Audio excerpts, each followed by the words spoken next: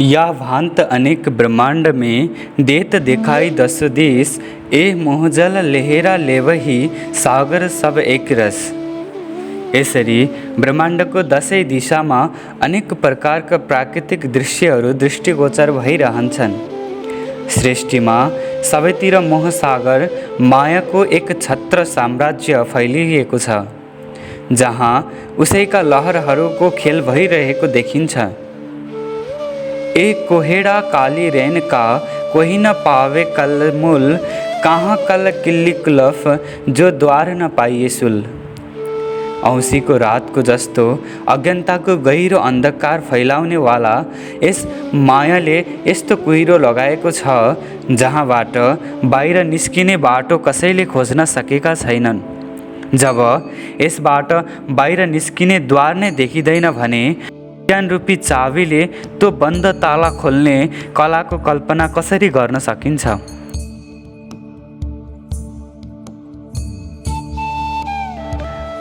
द्रष्टव्य उपरोक्त चौपाईको तेस्रो चरणमा प्रयोग भएको कुलफ शब्द वास्तवमा कुल्फ हो।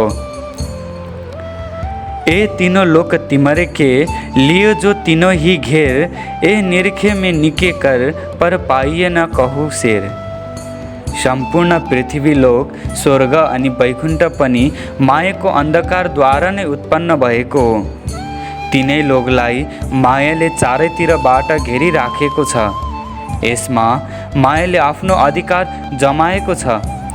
मैले राम्रोसँग चिन्तन गरेर यही निष्कर्ष निकाले कि संसारमा कसैलाई पनि यसदेखि पर जाने बाटो प्राप्त भएको छैन।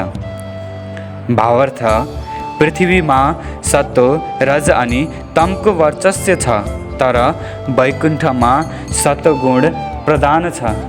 रज अनि तम अति अल्प मात्रामा छ। स्वर्ग मध्यम परिमाणमा छ, तर पनि त्यहाँ पृथ्वीको भन्दा सत्वगुणको अधिकता छ। वैकुण्ठ सहित सम्पूर्ण ब्रह्माण्डलाई मायाको अधीन भन्नुको कारण यही नै हो। वास्तवमा यो सब मायाले नै बनेको हो। ए अंधेरी इन भांत की काहू साध न सुझे सल, ए सुध काहू न परी कहीं गए कर कर बल। सम्पूर्ण ब्रह्माण्डमा मायाको अन्धकार यसरी फैलिएको छ कि कसैलाई पनि आफ्नो मूल लक्ष्य ब्रह्म दर्शनमा पुग्ने बाटो ज्ञात भएको छैन। ठुला ठुला ज्ञानी योगी यतिहरूले धेरै प्रयास गरे, तर कसैलाई पनि सत्यता ज्ञात हुन सकेन।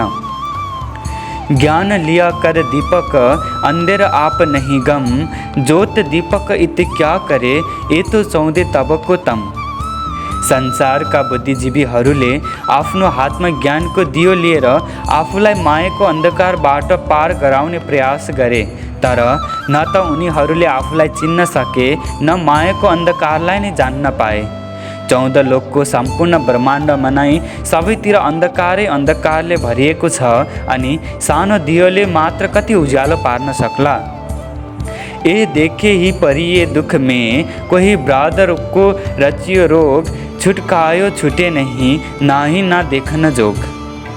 जसरी सरुवा रोगले ग्रसित रोगीलाई छुँदा मात्र त्यो रोग सर्दछ, त्यसै गरी यो संसारमा पनि यस्तै नै हो, जहाँ मन लोभ्याउने विषय भोगहरू हेर्न मात्रले विभिन्न प्रकारको दुःखमा अल्झिनु पर्दछ। विषय भोगको यो तृष्णा छुटाउँदा पनि छुटिन्न। यस्तो चाहनाको दुःखले भरिएको यो भूमि हेर्न योग्य छैन। भावार्थ, आगोमा घिउ हाल्दा जसरी आगोको शक्ति बढ्दछ, त्यसै गरी जीवले जति विषयको भोग गर्दछ त्यति नै उसको इच्छा पनि बढ्दै जान्छ। यसरी विषय भोग अनि त्यसको परिणाम स्वरूप पाइने दुःखको चक्र आरम्भ हुन जान्छ। चित्तमा विषयहरूको संस्कार अझै पक्का हुँदै जान्छ, जसले गर्दा मनुष्य विषय भोगको दलदलमा नराम्रोसँग धसिन पुग्दछ। यस सम्बन्धमा एकजना ज्ञानीको भनाइ छ, दोषेण तीव्रोद विषयः कृष्ण सर्प विषादपि विषम निहन्ति भोक्तारम द्रष्टाम चक्षुचाप्यहम्। अर्थात् विषयको विष कालो सर्पको विष भन्दा पनि भयानक हुन्छ। कालो सर्पले डसेको व्यक्ति एक पटक मर्दछ, तर विषयरूपी सर्पले डसेको प्राणी बारम्बार जन्म मरणको चक्रमा पर्दछ र विषयको दुःख हेर्न मात्रले दुखी हुँदछ।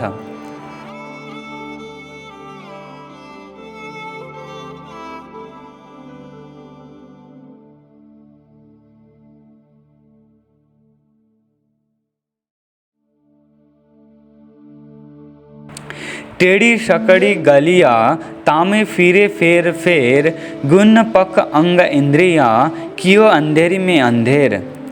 विषय सुखको चाहना लिएर जीव अनेक प्रकारको कष्टदायी योनिहरूमा भट्किन्छ। त्यसको साथमा जोडिएका तिनै गुण सत्व रज तम दुई पक्ष, बहिर्मुखी र अन्तर्मुखी प्रविधि, अन्तःकरण मन चित्त बुद्धि अनि अहङ्कार र इन्द्रियहरू, 5 ज्ञानेन्द्रिय र 5 कर्मेन्द्रिय को बन्धनले उसलाई मायाको अन्धकारमा अझै बढोत्तरी गर्दछन्।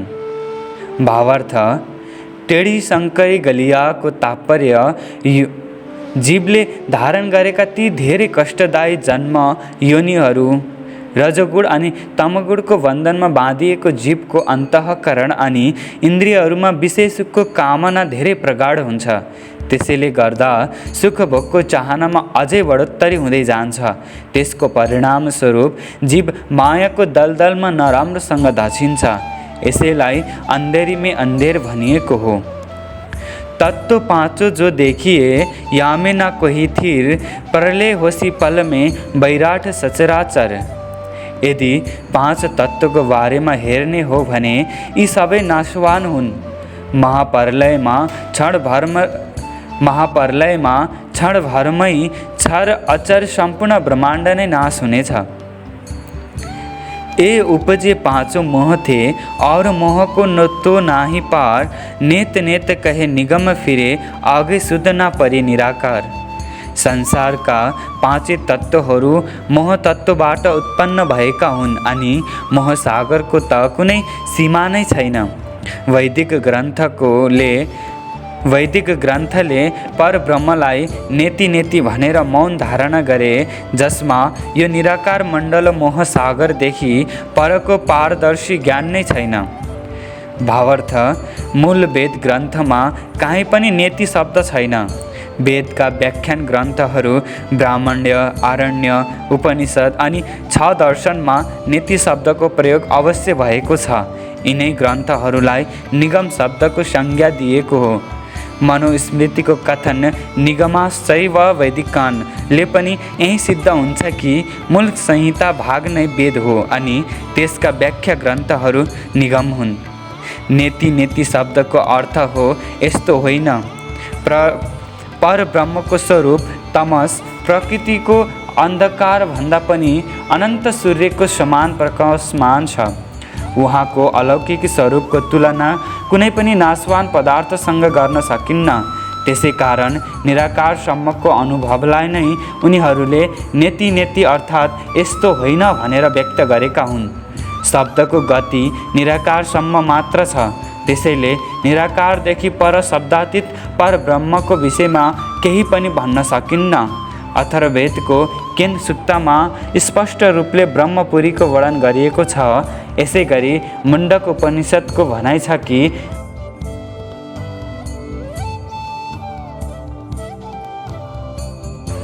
दिव्य ब्रह्मपुर ही एषः व्योनि आत्मा प्रतिष्ठितः। यदि वेदमा निराकारलाई नै परमात्माको स्वरूप मानिएको भए यस्तो प्रकारको कथन कतै पनि हुने थिएन। मूल बिना ए मण्डल नहीं निहिचल निर्धार, निकसन कोही न पावही वार न काहू पार। यो सम्पूर्ण क्षर ब्रह्माण्ड प्रकृति मण्डल निश्चित नै बिना मूलको अनि नश्वर हो। कोही पनि यहाँबाट पार जान सक्दैन किनकि यो असीमित छ। भावार्थ, यो सम्पूर्ण सृष्टि नै ब्रह्मको आधारले आधारित छ। जुन कारणले प्रकृतिबाट यसको रचना भयो त्यो यति सूक्ष्म छ कि त्यसको सूक्ष्मताको अनुमान मन बुद्धिको बलले अथवा कुनै वैज्ञानिक यन्त्रको नापले लगाउन सकिँदैन। त्यसैले सामान्य रूपले कारण प्रकृतिबाट बनेका असङ्ख्य लोकवाला क्षर मण्डललाई बिना मूलको भनिएको हो। यसको भाव यो हो कि जुन कारण प्रकृतिबाट यो जगत बनियो त्यसको रूपको निर्धारण नै हुन सक्दैन। कारण प्रकृतिको सूक्ष्मतालाई यो कथनले बुझ्न सकिन्छ कि त्यसको विकृति हुनाले मोहतत्त्वको उत्पत्ति हुन्छ। मोहतत्त्वबाट अहङ्कार, तन्मात्रा, त्यसपश्चात आकाश आदि पञ्चभूतको उत्पत्ति हुँदछ। त्यसपछि मात्र कार्य जगत रूप देखिन्छ। गीतामा संसारलाई उल्टो वृक्षसँग तुलना गरिएको छ, जसका जरा माथि तथा शाखाहरू तलतिर फैलिएका छन्। यस संसारलाई मूल बिनाको भन्नु एउटा अलङ्कारिक वर्णन हो। पंथ पड़े कई चलही कहीं भेक दर्शन, ता बीच अंधेरी ज्ञान की पावे न कोही निकसन। यस संसारमा पर ब्रह्मको प्राप्तिको मार्ग देखाउने दावा गर्ने अनेक प्रकारका दार्शनिक सिद्धान्त अनि वेशभूषावाला मार्गहरू प्रचलनमा छन्, जसको ज्ञान सपनाको बुद्धिको हो। यसको परिणामस्वरूप उनीहरूको हृदयमा अज्ञानताको अन्धकार रहिरहन्छ र कोही पनि निराकारभन्दा पर जान सक्दैनन्। भावार्थ, हुन त ज्ञानी हृदयलाई सत्यको प्रकाश गराउनेवाला हुन्छ, तर सपनाको बुद्धिले पर ब्रह्मको धाम अनि स्वरूपको विषयमा वास्तविकता ठहर हुन सक्दैन र मनमा सधैँ शङ्का भइ नै रहन्छ। यस्तो स्थितिमा मन बुद्धिको आधारमा लिएर आध्यात्मिक विषयमा जो सिद्धान्त निर्मित हुन्छन्, त्यस एक आपसमा विरोधाभास हुने गर्दछ, किनभने सबैको मन बुद्धिको अवस्था अलग अलग हुँदछ। त्यसै कारण जसलाई ज्ञान मानिन्छ त्यो पनि अज्ञानताको समान नै फल दिनेवाला हुँदछ। यामे जो जो खोजिए त्यों त्यों बंद पड़ते जाए, कहीं उदम जो कीजिए तो भी तिमर न छोडे ताए। यस संसारमा पर ब्रह्मको विषयमा जति खोज गरिन्छ, संशयात्मक ज्ञान हुनाले त्यति नै धेरै उल्झन अनि बन्धनमा बाँधिन्छ। यदि कसैले अत्याधिक प्रयास गरे तापनि अज्ञानताको संशयले भरिएको अन्धकारले उनको छिपा छोड्दैन। इत जुत किए कई सुर में पहना टोप चिल्हे पाखर, वचन बड़े रन बोल के सोबे उलट पड़े आखिर। यो संसारमा मायासँग युद्ध गर्नलाई ठुला ठुला ज्ञानीजनहरूले ज्ञान रूपी टोप अनि वैराग्य रूपी पाखर कवच धारण गरी साधना रूपी अस्त्र शस्त्रले सुशोभित भएर आफ्नो निश्चित विजयको सम्बन्धमा ठुला ठुला कुरा त गरे, तर अन्तत्वगत्वा उनीहरूले हार मानेर निराश हुनु पर्यो। भावार्थ, शिरको रक्षाको निम्ति फलामको टोप लगाइन्छ, जसलाई शीर्षस्त्राण भनिन्छ। शिल्हे शुद्ध शब्द शिलह हुन्छ। यसको अर्थ हुन्छ अस्त्र शस्त्र। यो अरबी भाषाको शब्द हो। फलामे तारले बाँधिएको जालीदार रक्षा कवचलाई पाखर भनिन्छ। हात्तीको शरीरमा पहिराउनेवाला पाखर ठुलो हुन्छ। ए शुद्ध अंजू किन नपरी बढत जात विवाद, ए खेल तो है एक खिन का पर जाने सदा नाद। मायाको संसारदेखि पर सच्चिदानन्द पर ब्रह्मको जानकारी आजसम्म कसैलाई हुन सकेको थिएन। सपनाको बुद्धिको कारणले धार्मिक विषयमा सबै मत पन्थमा विवाद भइ नै रहन्छ। यो मायाको खेल अक्षर ब्रह्मको मनको एक क्षणको सपना मात्र हो, तर संसारका मानिसहरूलाई यस्तो लाग्दछ कि यो सिलसिला त अनादिकालदेखि नै चलिरहेको छ। खेल खावंद जो तरगुन जाने याथे जासी फेर, ए निरखे में निके कर अंजू ए भी मिने अंधेर। यो मायाको खेल रूपी संसारका प्रमुख मानिने वाला ब्रह्म, विष्णु तथा महेश हुन्, जो तीनै गुणका प्रत्येक स्वरूप हुन्। मैले सोच्ने गर्दथे कि सायद यिनीहरूको ज्ञानले संसारको आवागमनको चक्र छुटिन्छ, तर गहिराइमा पुगेर हेर्दा त मलाई यस्तो अनुभव भयो कि उहाँहरू अझै पनि मायाको अन्धकारदेखि बाहिर निस्किएका छैनन्। भावार्थ, सत, रज तथा तम तीनै गुण प्रत्येक प्राणीहरूमा धेरै थोरै मात्रामा अवश्य हुन्छन्। पौराणिक मान्यतामा विष्णु भगवानलाई सतगुण, ब्रह्माजीलाई रजगुण अनि शिवजीलाई तमगुणको प्रतीक मानिन्छ। यसै आधारमा उहाँहरूलाई तारतम प्राणीमा त्रैगुण भनी सम्बोधन गरिएको छ, तर वैदिक मान्यतामा सत्व, रज र तम प्रत्येक प्राणीमा अनिवार्य रूपले हुन्छ। अन्तर यति मात्रै छ कि कसैमा सतगुण प्रधान छ भने कसैमा रजगुण त कसैमा तमगुण। ब्रह्माजीमा रजगुणको प्रबलता छ, शिवजीमा तमगुणको। तर यो भन्न कदापि मिल्दैन कि विष्णुजीमा तमगुणको अल्प मात्रा पनि छैन या शिवजीमा सतगुणको मात्रा छैन। 14 लोकको ब्रह्माण्डमा विशिष्ट व्यक्तित्व हुनाले उहाँहरूलाई ब्रह्माण्डको स्वामी भनिन्छ। तर सूक्ष्म दृष्टिले हेर्दा ब्रह्मा, विष्णु अनि शिव तीनैजनाको जन्म एवं साधनाको स्थान पृथ्वीलोक नै रहेको छ। जस्तै भगवान शिव कैलाशवासी हुनु अनि भगवान विष्णु मानसरोवरवासी हुनु सर्वमान्य नै छ। यस संसारका स्वामी अक्षर ब्रह्म हुन्, जसको प्रतिनिधि रूपमा उहाँको सपनाको साङ्कल्पिक रूप आदिनारायण हुन्। त्यसकारण एक रूपले उहाँलाई पनि स्वामी भनिएको छ। ए द्वार कोही खोलके कबहु न निक्स्या कोए, ए बुजरक जो छलके बैठे देखे बेसुत होए। मायाको पर्दा हटाएर आजसम्म कोही पनि अखण्डमा जान सकेनन्। यस खेलका ठुला ठुला अग्रज महापुरुष ब्रह्मा, विष्णु, शिव पनि मायामा बेसुध भएको देखिन्छ। भावार्थ, शिवजी अनि विष्णु भगवान अक्षरका वासना हुन्। त्यसैले उहाँहरूले निराकारदेखि पर बेहदको केही रहस्य त जान्दछन्, तर पनि स्पष्ट रूपले बेहदको बारेमा बताउने सामर्थ्य उहाँहरूमा पनि छैन। यहाँ प्रश्न उठ्न सक्दछ कि भगवान शिवले व्यासजीसँग पुराण संहितामा अनि महेश्वर तन्त्रमा उमासँग अखण्डको लीलाको वर्णन कसरी गर्नुभयो? यसको सिधा समाधान यही हुन्छ कि उहाँले यस्तो लीला परब्रह्मको कृपा दृष्टिद्वारा नै गर्नुभयो, आफ्नो बलले होइन। ए जिन बाँधे सो खोलही, तोलो न छुटे बन्द, या विध खेल खबन्द कि तो औरो कहाँ सनन्द।